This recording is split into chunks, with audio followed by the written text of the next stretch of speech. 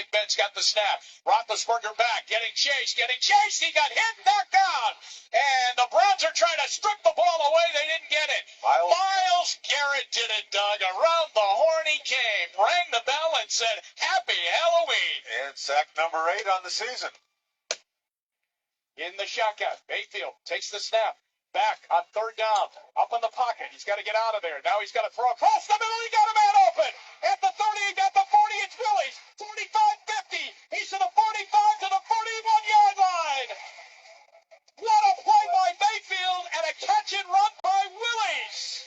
Eric Weddle brought him down for 39 yards on third down and 8. He's a big-time player. The Browns have the ball. They trail by 4. In the backfield, Nick Chubb, the rookie out of Georgia, goes right side 40, 45-50. He stumbles a little bit to the 40.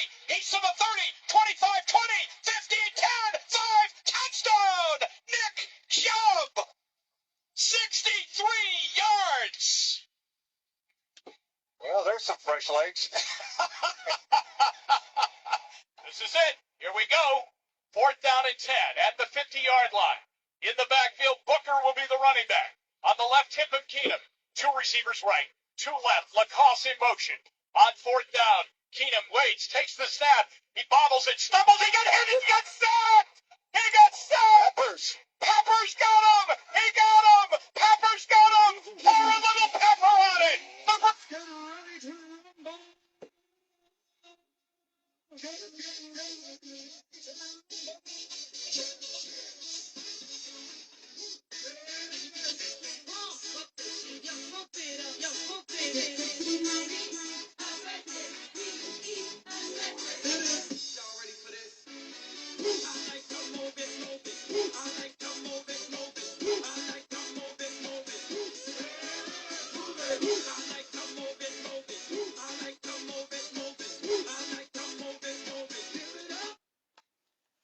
Well, there you go. Hello, everybody, and welcome finally to Coach's Corner, and thank you for tuning in tonight.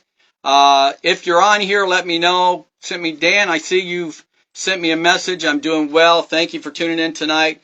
Everybody else, if you're on here, if you could just hit me up, let me know you're watching, and your comments will come here a little bit later, I'm sure. But just thanks for tuning in. Most of you already know that I am Coach Terry Murray. And for those of you that don't know me, I've got an extensive career in coaching, over 38 years, and a lot of knowledge to say about many different sports, but my first love is football. I've got over 24 years of coaching in that, and tonight's show probably will be a lot about football. Hey, Coach Johnson, Charlotte, glad you've tuned in tonight. I believe it's going to be an entertaining show. So we're going to try to set the format for you tonight before we get started, just so you know. Tonight's show is going to be sponsored by yours truly, Terry Murray, who is a realtor for Russell Real Estate Services. And we are looking for sponsors because as the show progresses, we're actually going to be doing it in segments, and we're going to get sponsors for those different segments, and then maybe have them on the show as well. There's quite a few of you out there that have asked about that, and I've already planned on getting you involved in the show and sponsoring it as we go along. Randy Dean, all the way from Tennessee, is on the show. My daughter's tuning in. Thank you guys so much for tuning in to the show. Like I said, the format will be as such. We're going to get into some topics. Each week we're going to talk about different topics, but as you can tell this week, and for the weeks past, if you follow me on my regular Facebook page, most of the time I'm always talking about who?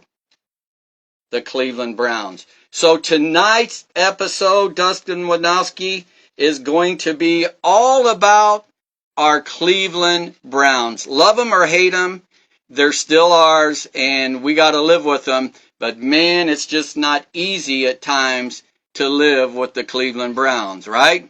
Becky Stilecki, Becky Root is on the show. How are you doing, my friend? Thanks for tuning in. The Cleveland Browns. Okay, let's kind of dig into some things. So, here's what we're going to do before I forget about the sponsorship. Tonight's show is sponsored by myself, Terry Murray from Russell Real Estate Services. But if you are interested in sponsoring a segment as we go along, we're going to start breaking it up into what I call quarters. We're going to have 4 quarters, and we're going to try to get sponsors for each individual quarter. So if you're interested, reach out to me here on the show here, or just go to Coach's Corner Facebook page and leave me a message there, and give me a shout, and I'll get back at you. Okay. So, with that being said, also we do have another way of viewing this. If you're just tuning in, or you tune in later and you don't get all of this, I'm going to share it to my YouTube channel, which is called Coach's Corner YouTube channel. So you'll be able to get the whole show recorded on there sometime later this evening. So with that being said, we're going to dig into some Cleveland Browns. My gosh, if I wasn't already bald, the Cleveland Browns would have made me bald, especially over these last 2-3 years. Just doesn't seems like, every year, what do we say as Browns fans? Type it in the box. What do we say as a Browns fan? What's our famous saying at the end of every scene? What do we say? Tyler McGee, good to see you. O-Dog, dadgummit. Oh yeah, there you go. O-Dog's in the house. Thanks for tuning in. T-Rock is on tonight. T-Rock, my nephew. Wait till next year. Dan, you're the winner tonight. You're right. It's always our infamous saying as a Browns fan is, what do we say? Well, wait till next year. Well, guess what? There's always next year. That's right, Coach Johnson. Randy Dean, always next year. Well, if you're like me, I've been a fan for 51 years, and I'm getting tired of next year. Tired of it. We should have this year. There was no reason that these last 2 years shouldn't have been our year. Now, last year I could see maybe with all the Mark Constantino, long time no see, my friend. There's no reason last year shouldn't have been our year. But someone couldn't figure out the whole Baker Mayfield thing, and love him or hate him, I don't know. I was a Baker fan at first until he got in there and he started. I don't know what happened, to be honest with you. I'm not totally convinced that it was just Baker Mayfield, and you're going to hear that in tonight's show. You're going to find out my feelings on the Cleveland Browns. But let's get into this year's team. This year's team is now 7-9 and shooting to go 8-9. That's the best we're going to be able to do this year. But honestly, we played in 5 games that I feel that we had a very, very good chance and should have won at least 3 out of the 5 and possibly 4 out of the 5. And I'm going to go over that with you. I've got them right here for you. The 5 games is number 1, the loss to Pittsburgh, 20-23. Okay, I believe we should have won that. Definitely should have won the Falcons game. Remember the Falcons game? Oh my gosh, headache, sick all week over that game. And then what do we get into let's get down in here into the Ravens. We won that, but then we got into the Saints. The Saints game. Now, here's what happened. The Saints come into town 2 weeks ago in the Blizzard Bowl, the coldest game in the century. And that should be our weather, folks. We're from Cleveland. We should have tore up that dome team from New Orleans and sent them back home crying after getting down here. And the Jets game, thank you, Becky. The Jets game is the biggest game that we had won. That was a total embarrassment and honestly should have been enough to send some people packing on the coaching staff. And maybe some special team players as well. You know what? And that's another thing that I'm getting into this a little too quickly because the coaching staff's a big issue that I want to talk about tonight. But the Jets game, going back to the Jets game, thank you, Becky. What a debacle that was. That game we had that game won, put away. It's never happened ever, and since the last time it happened was against Cleveland Browns.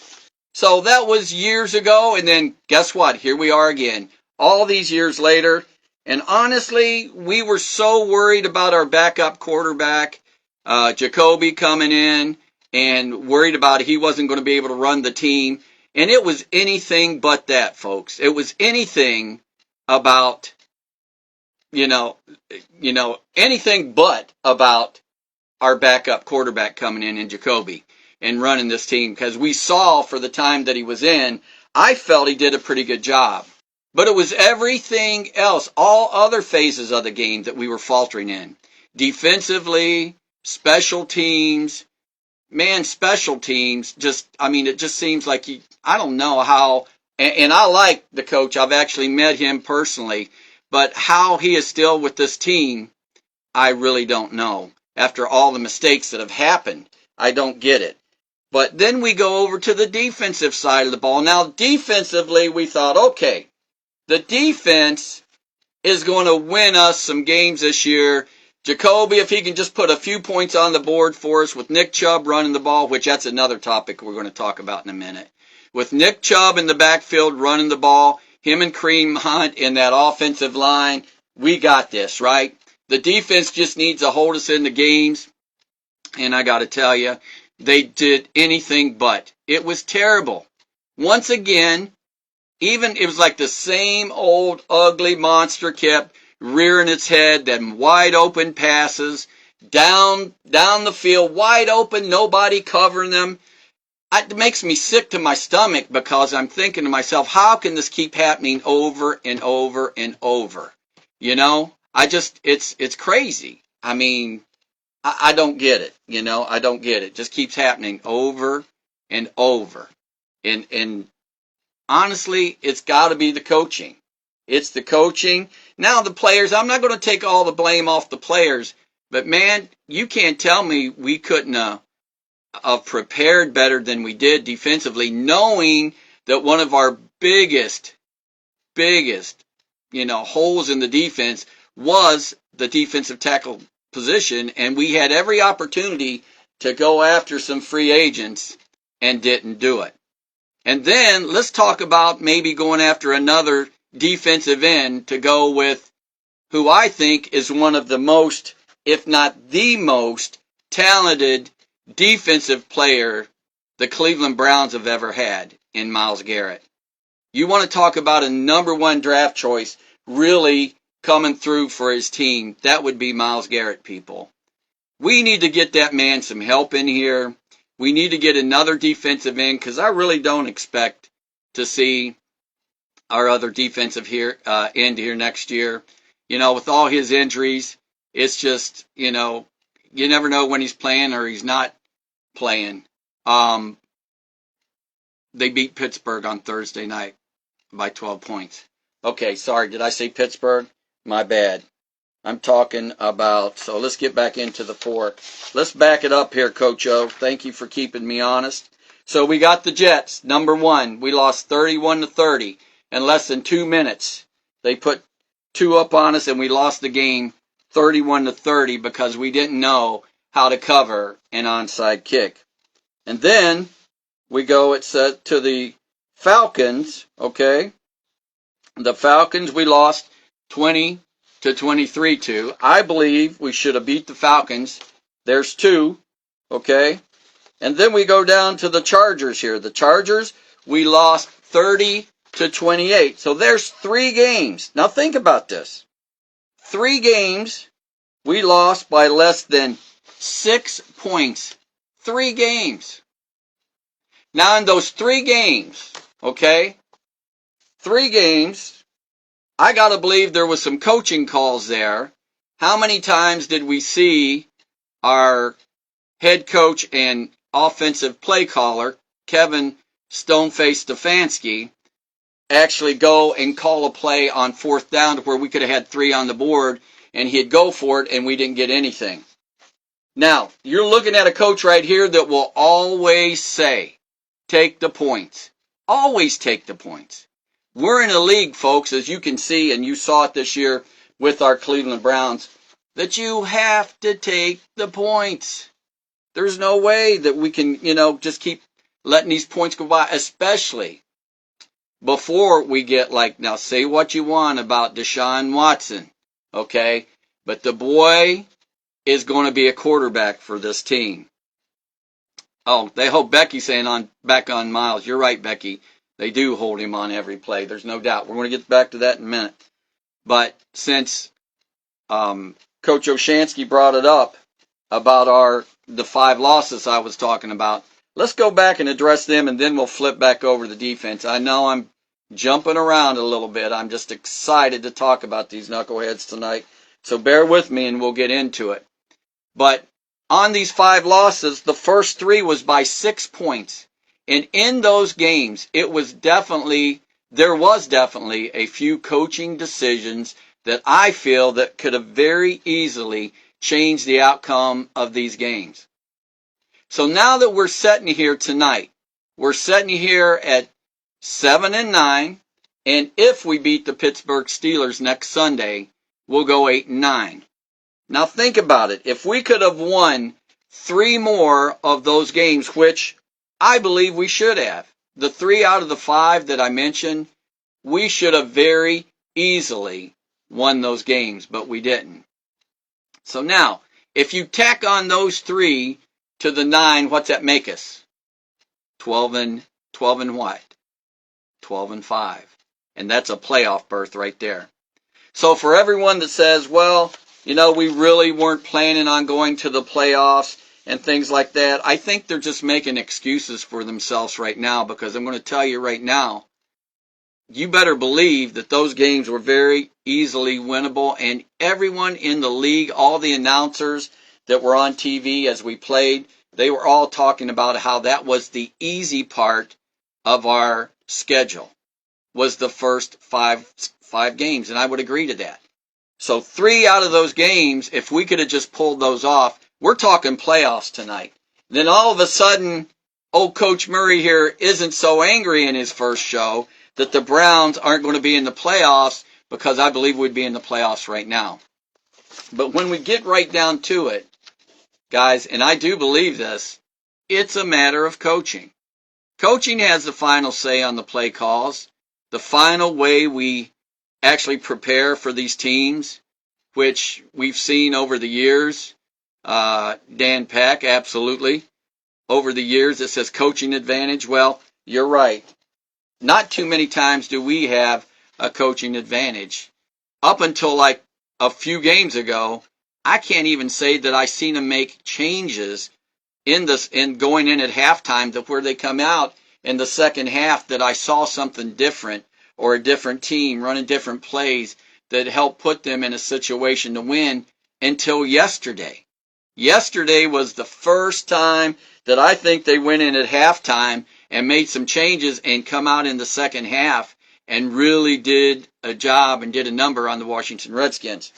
Now, say what you want about the Washington Redskins, I'll tell you this, they had a shot to make the playoffs. They were playing with everything, giving it everything they had to get in to the playoffs, and the Browns, I think, come out and played a heck of a game yesterday. Now, if we could have that going forward with this team, I got to tell you, it's going to be exciting. But what I'm trying to say today is the fact that it's not exciting right now, because they squandered some games, and I think there ought to be some people held accountable for this. Now, we're going to move forward with the same coaching staff, defense, special teams, Stefanski, which, by the way, now that we're talking about Stefanski, I come up with a name for him, Stone-Face Stefanski. I think his, if you want to call him his protege, even though he's not, could be Bill Belichick, because that's who he puts me in the mind of.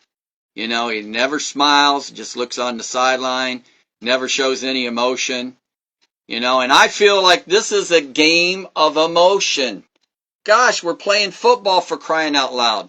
We're going out there, there's guys trying to rip each other's heads off, and you can't tell me it's not going to get emotional. So to have a coach who shows no emotion at all, I don't see where that's a positive for the team. Now, granted, everybody's going to say, they come to his defense and say, he won Coach of the Year. His first year out, he won Coach of the Year. In that COVID-ridden season, so people can say, man, look what a job he did through COVID. He got us those wins. He got us in the playoffs. But look what happened after COVID was over. where all of a sudden he had to go have meet with them in person and coach them in person. It changed a little bit, didn't it? Especially last year. And then this year, it didn't look to me like there was a game plan put together.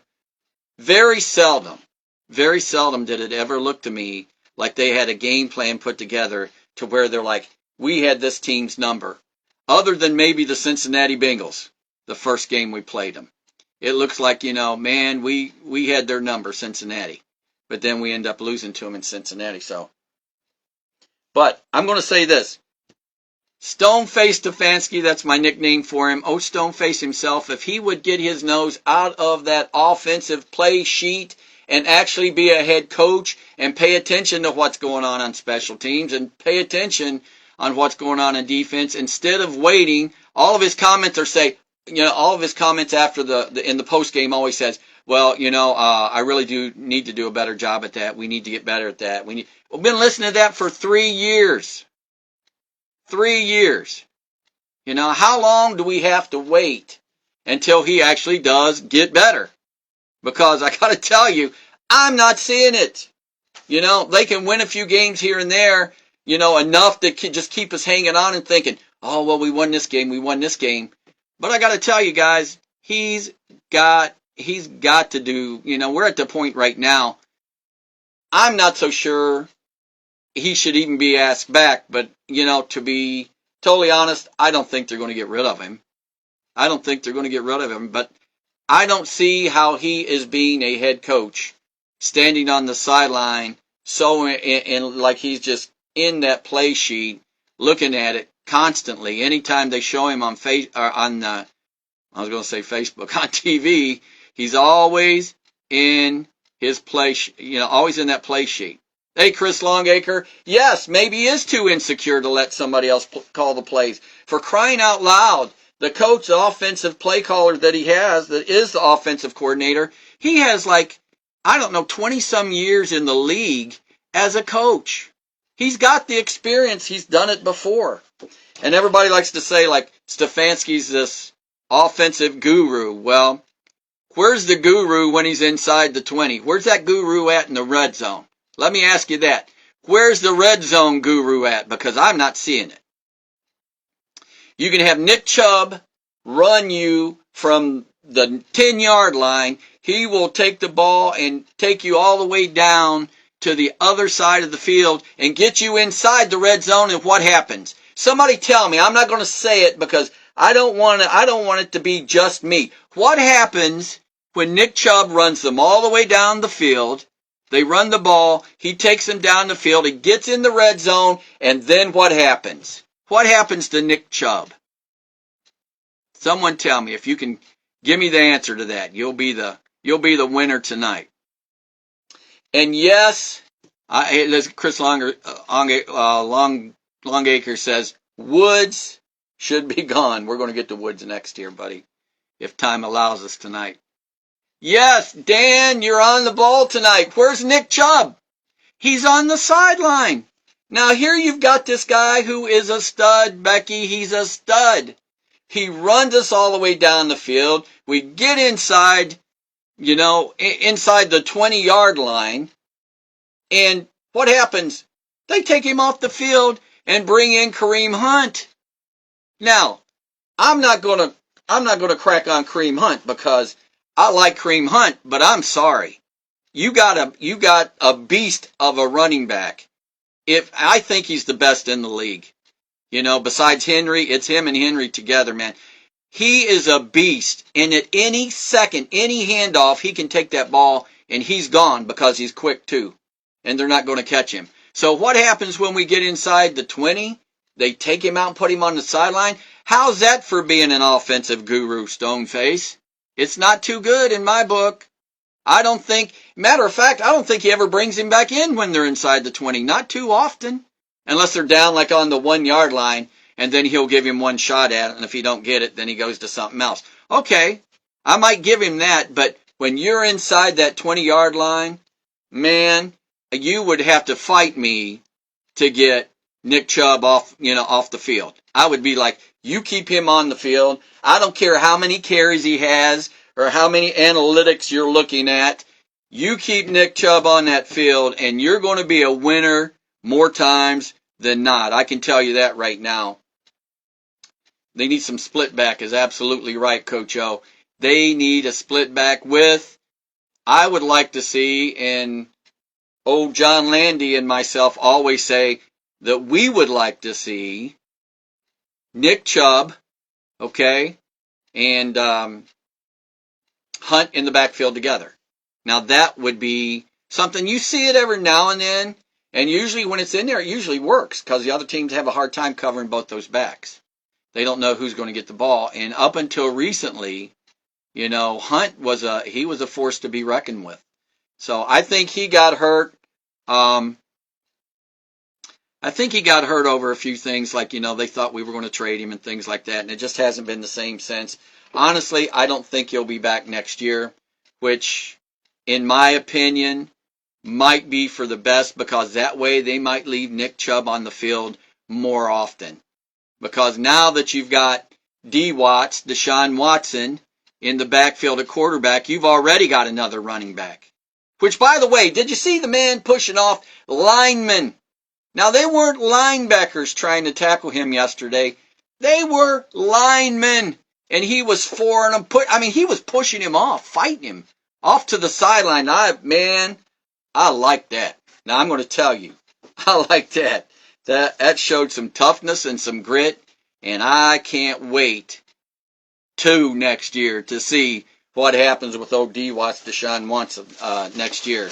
Because I tell you, I can see him getting better and more confident every single game. And that's a fact. So, let's get back to our head coach and this, I got to keep an eye on the time here. What do we got? Man, we're already to 8 o'clock, guys. We got, I'll go a little bit longer if you guys are all right with it. If you want to hang in there with me, I'll try to go to 8:15 if you're all right, because I got to set some things up for next week for you. But, and we also have a survey coming up that I want you to take. But let's get back to Stefanski. Let's see what Dan Pack says. Wants to outsmart the other coaches. Absolutely. That's exactly what he's trying to do. He's going to outsmart the other coaches. And what's he end up doing? He outsmarts himself. That's it. That's what he does. When it's 4th down and you're on the 20-yard line, your field goal kicker better be out there kicking a field goal and taking the 3 points. Because I would like to know, and I didn't get a chance to look this up. I'll do it next week. I want to know how many points that Kevin Stefanski has left on the field. If any of you guys can look that up and tell me on tonight's show, that would be awesome. If not, we're going to get into it next week. But let's get back to Kevin Stefanski, because we got a survey to take at the end of today's show. And it's going to be about our head coach, Kevin Stefanski. Now, with all this being said, let's be honest. Other than the Jets game, where I think special teams was a big part of the loss, obviously, in the Jets game, I think Coach Stefanski had a few plays out there that we weren't too happy with, if you remember, more than one, actually, in the Jets game that allowed them to come back. Many times it used to seem like, yes, Tristan, that's right, and most of them were, T-Rock, were the trick plays. They want to run these trick plays, for God's sakes, when you have talented, very talented individuals that are out there on the field, that you don't need a trick play. You've got the best offensive line in football. You don't need a trick play. Here's your trick play. Line it up. Pitch it out once in a while. Once in a while, can we just do a toss sweep to Nick Chubb to get him outside the box where they're stacking the box, 8 players on us? Can we do a toss sweep? Maybe a little crackback block, get him outside and let him run. It would be over if they did that. But they line him up and they try to just let him run up the middle, which most of the time he does a pretty darn good job of it. But toss sweep, man. Once in a while to Nick Chubb, please let me see a toss sweep. Can someone, if you're friends with old Stoneface and he's here next year, please, if he don't put another play in his playbook, my God, tell him to put a toss sweep in to Nick Chubb. That would change his life and the Cleveland Browns too. But, okay, so here's our survey for tonight's show. The survey is, should Kevin Stefanski stay or go? Now, here's the problem we have now. We've got, our $220 million quarterback now, and Deshaun Watson saying the whole reason that he came here was because of Kevin Stefanski. Man. So I'm hoping the $220 million quarterback is right, because we're betting on him. By gosh, I hope he comes through and doesn't lead everybody the wrong way, because let's just tell it like it is. Stefanski, without Deshaun Watson, would not be here the next year. Let's tell the truth about it. I don't believe Kevin Stefanski would be here next year if D. Watts wasn't here and singing his praises. Stefanski, I think, might have been gone before the season was over. Okay? So, make sure you take the survey. It's on here. Go down and put on there, should he stay or should he go? But I don't personally think he's going to leave. I said he should have left this year. If we're going to get rid of him, let's do it before Deshaun Watson gets back under a new coach. I know I keep saying Sean Payton, but that's a pipe dream. That's going to be a big cost to get him. But there are other head coaches out there with experience that could come in and run this team and do it with some enthusiasm and with some emotion. Now, before everybody gets started, yes, I know, look at Bill Belichick. He never showed any emotions. I beg to differ with you. You probably should see that man on the practice field. I bet you he shows some emotion on the practice field. You watch. Name one. Okay, what are we talking about here, Coach Ernie? I missed it. Name one. What am I supposed to be naming, okay? Coach Ernie's on the show, and he's wanting me to name one. What is it? Okay, so take the survey. Let me know what you think about Coach Stefanski. I personally think that we should be playoff bound right now. Okay, name one coach. There are a couple coaches. I know Frank Reich from the Colts, which may not be a lot of your, might not be a good choice to some of you, but listen, I watched that man when he was on Hard Knocks, and I like that dude. He was a quarterback, played for the Buffalo Bills, went over, he was coach for the Eagles, and then he come over to Indianapolis, and he had a good year or two over there, and then the quarterback situation kind of got funky on him over there, and it didn't go too well for him after that. I don't really understand what happened this year to him.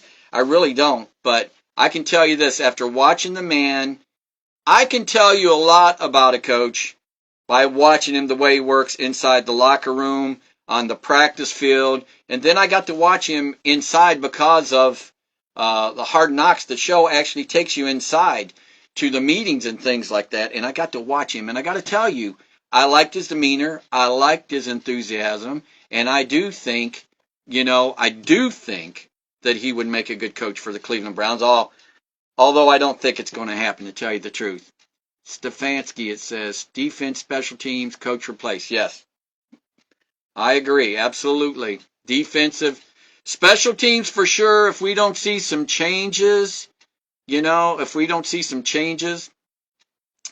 I would be shocked, but we're going to see what Haslam has to say, and him and Andrew Berry after the season's over.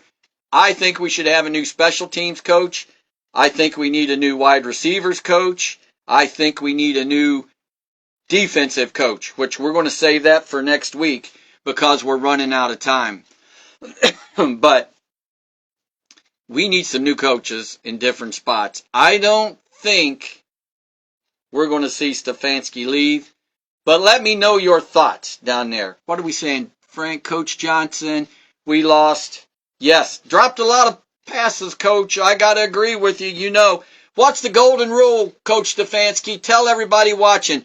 What is the golden rule? If a ball hits your hands, what are you supposed to do, Coach? Tell us about it. Okay? He's like, okay, I'll go to the D. All right, we may have to send you there, man. Whew, my gosh. Not looking good. Too many open passes, too many runs right up the middle of the field. And I was wanting to save this for next week, but I'm going to tell you. How can you flip Myles Garrett around just only like a few times a game, but every time you do it, it works? I've been saying it. If I had a player like Myles Garrett, I'd line him up a linebacker. He'd be in the middle of the field. He'd be on the end. They wouldn't know where he was coming from because that man is a beast at defense. He's a beast of a defensive player and specimen, folks. He might be the best player in our century. I'm just going to tell you like it is, for sure. So, but yeah, tell him, Coach, so what do? Yes, if a ball hits your hand, Coach Johnson, what do? You catch it. Oh, isn't that a crazy thing? You know, we only practice all year round. We make millions of dollars, and the ball will hit you right in the hands and you drop it. Or better yet, you get a ball thrown to you, and you let it hit you in the chest. Well, if it hits you in the chest and you still catch it, some people, it's still a catch. But honestly, a ball should never hit you in the chest. You should catch it. What's this, Coach? What's this? Tell them what that is. Diamonds and pinkies. Pinkies below the waist. Diamonds if it's above the waist. Catch with your hands, man. Catch with your hands. Now, that's why I'm telling you, we need a new wide receiver coach. I'm just telling you. Clownery. Yeah, that's right. Clownery, Bobby Baker, is overrated. I'm agreeing with you. I'm tired of him making all the money. And they say, oh, he's getting pressure on the quarterback. He's getting pressure on the quarterback. But he don't make it in there to him, does it? Miles gets to him first, usually. And then here comes Clownery on the other side. I think Clownery's gone after this year. I think in free agency, I will be very, if it's thrown like a pumpkin. Come on now, Coach Ernie. Hey, I will be very surprised. I'm going to save this for next week now. We're jumping forward. I'll be very surprised if we don't see several coaching changes. No matter what Stefanski thinks, because I'm not so sure he's the coach that is in charge. Okay, you've got coaches that are truly in charge, and then you've got coaches that come on, like Coach Stefanski, because of his so-called intelligence and analytical ability. And I don't really think that he's one of those coaches.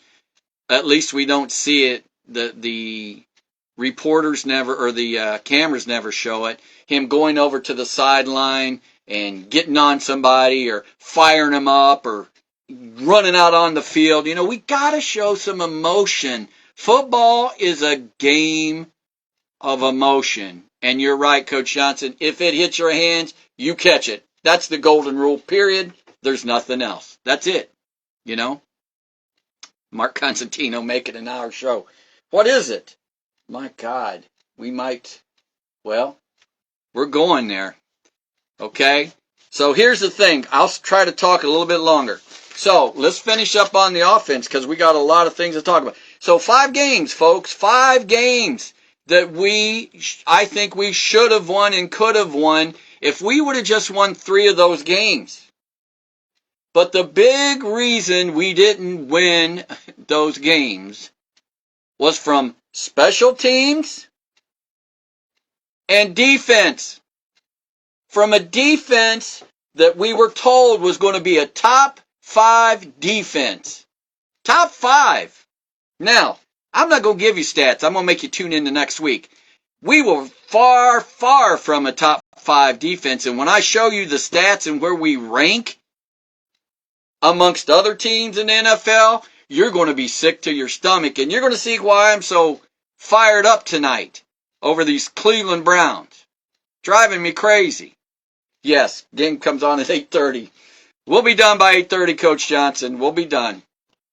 So next week, okay, tune in with me. We're going to get on the defense on these Cleveland Browns. We're going to start dissecting this team. I've got a good 4 or 5 weeks, maybe 6, on these Cleveland Browns to where I've got stats, that are just going to blow your mind. Because as we watch them, we don't realize, well, some of us do realize that they're pretty bad.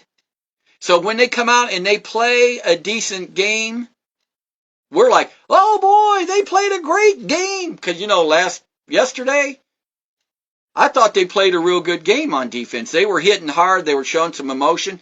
But then there were times that I would watch 4 or 5 guys standing around letting one guy try to tackle somebody. Now, anybody that's coached defense and coached it for me, it would not go well on our defense, on our team, if our team, there was 4 or 5 guys standing around watching one guy make a tackle. I'd call a timeout, and we would discuss that right now. But guys, these are professionals. They are professional players. They know this. Helmets to the ball. Yes. The one thing some of them did get right this year was they were starting to punch the ball like the other teams did. We did a pretty decent job of that. I like to see that more often from them so we can get some more turnovers. And if you remember, in the first part of the year, we had no turnovers. I think maybe 1 interception in 6 games or something. If I'm wrong, tell me. I'm guessing on that one. But that's how I remember it. How many interceptions did we have? Do you guys know? It wasn't many. In 6 games, what is going on? And you can say, oh, we had an injury to this guy or this guy. Denzel was out with a concussion. And guys, we have those defensive backs that we have are very talented. And you can see it in some games. They are phenomenal. They shut players down. In that Baltimore game, we shut down that tight end they had. I don't even think he had a catch. He might have had one. If he did, that was it. I think we totally shut him down. The Bills win. Oh, is my guess. Okay. The Bills, they sure might. Well, we're going to talk about this some more and get into some things. Tackle better, no shoulder garbage is right. Everybody just wants to come in, give them a bump, and think they're going to knock them down. This is the NFL, people.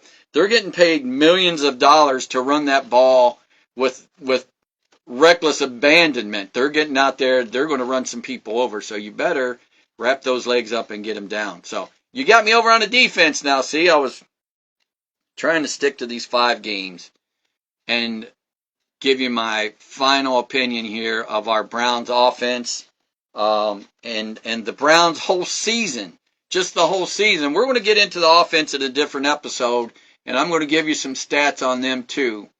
But I will tell you this. Overall, we had the opportunity to be in the playoffs this year. Last year, I think we had an opportunity, but no one could stand up and, get emotional and be a head coach and set a Baker Mayfield down when he should have been setting and put the other coach in. Or a lot of people think he did it on purpose. I don't know if I'm buying that. I don't know if he's got that in him, to tell you the truth. But I'm going to tell you what, I blame it on, number 1 is the head coach, number 2 is Baker, and the offensive play calling, period. To put him in a situation. I always said I was a head coach and I called the offensive plays many times, but you better believe if you ask any of my other coaches, I was watching the other sides of the ball too. And we had conversations when they were on the ball. I didn't just let it go. I mean, I let them do their job, but if I saw something, I would make a call on it, because that's what a head coach does. Not just keep his nose in the play sheet, because that's what it looks like old Stoneface does all the time. So, 5 games, if we win 3, just 3, that puts us at 12-5, and that puts us in the playoffs. Now think about that. Think about that. If that don't even make you more angrier tonight, I don't know what will. So that's where I'm going with these Cleveland Browns 2022 Cleveland Browns, because another season down the tubes.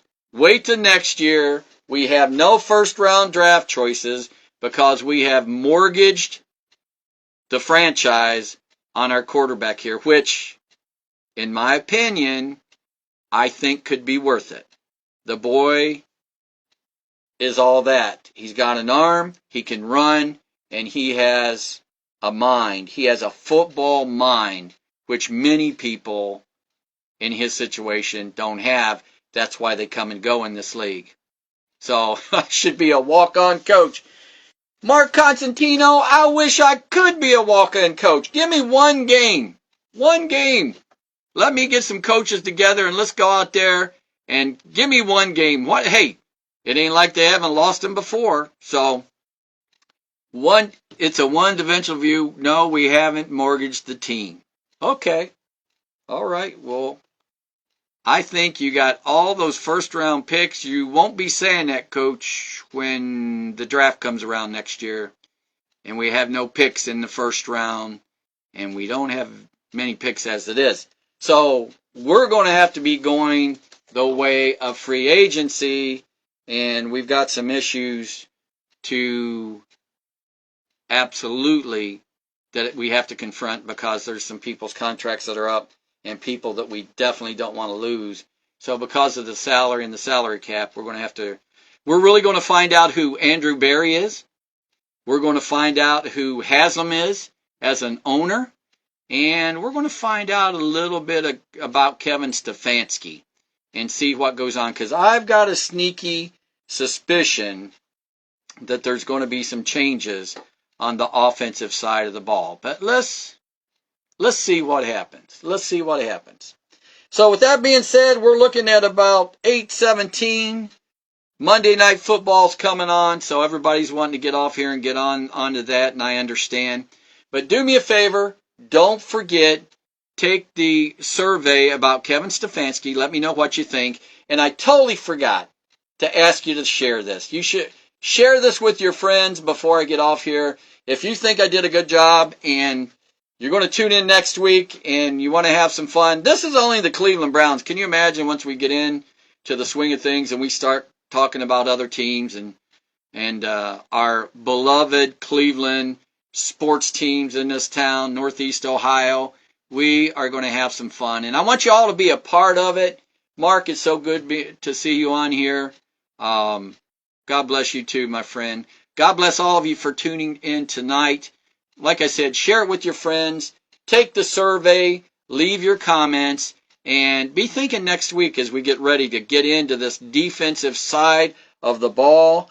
And I can tell you this, next Sunday, or I should say this Sunday, this coming Sunday, I said it last week before the game. I said, we're going to find out who's playing for their jobs. We're going to find out who really has something to prove and who is really, really a professional. And I think we saw that last week. I think you saw it in Myles Garrett. I think you saw it in Nick Chubb. They were saying he's going to rest. Nick's like, no, I'm not resting. The guy's trying to win a rushing title. And people are thinking they're going to rest him? Are you crazy? This is what you get paid to do. My heart's on that football field. That's what he's saying. That's the way I would be. My heart's on the football field. I want to play. So that's what they did. We'll find out. Pittsburgh's going to come to play. They have to win. If we beat Pittsburgh next week, oh boy, I'll be excited about next season, going into next season with a win over Pittsburgh at Pittsburgh. So all I can say is, go Browns. Tune in next week.